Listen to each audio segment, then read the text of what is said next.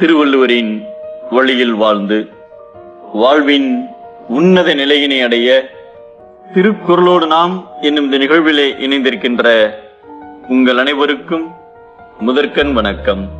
குறள் எண் 359, அதிகாரம் மெய்யுணர்தல். புத்தரின் தலைமை மடாலயத்தில் தியான பயிற்சியை வெற்றிகரமாக முடித்த சீடர்கள் நாடு முழுவதும் சேவை செய்ய புறப்படும் நேரம் வந்தது. அதில் பூர்ண காஷ்யபா எனும் சீடருக்கு மட்டும் எந்த பகுதிக்கு செல்ல வேண்டும் என்று சொல்லப்படவில்லை. அதனால் பூர்ண காஷ்யபா நேரடியாக புத்தரிடமே சென்று நான் இங்கு செல்லட்டும் என்று கேட்டார். அதற்கு புத்தர் சிரித்தபடியே நீயே தேர்வு செய் என்று சொன்னதும் இந்தியாவின் ஒரு குறிப்பிட்ட பகுதிக்கு தான் செல்ல விரும்புவதாக பதிலளித்தார். அதை கேட்ட புத்தர் சீடரை பார்த்து மிகவும் ஆச்சரியப்பட்டு, அப்பகுதியில் வாழும் மனிதர்கள் மிகவும் முரடர்கள், சின்ன சின்ன பிரச்சனைக்கெல்லாம் அடிதடி சண்டையில் இறங்குபவர்கள், கொஞ்சம் கூட பக்தியோ தியான உணர்வோ இல்லாதவர்கள், இப்படிப்பட்டவர்களிடமா செல்ல விரும்புகிறாய் என்றார்.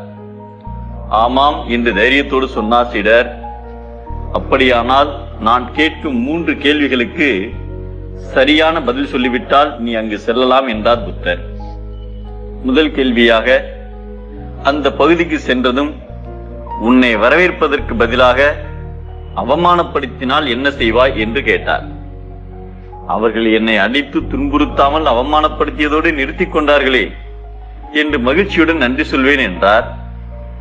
இரண்டாவது கேள்வியாக, ஒருவேளை அவமானப்படுத்தாமல் அடித்து துன்புறுத்தினால் என்ன செய்வாய் என்று கேட்டார். அதற்கு என்னை கொன்று விடாமல் அடித்ததோடு நிறுத்திக் கொண்டார்களே என்று ஆனந்தப்படுவேன் என்றார் சீடர்.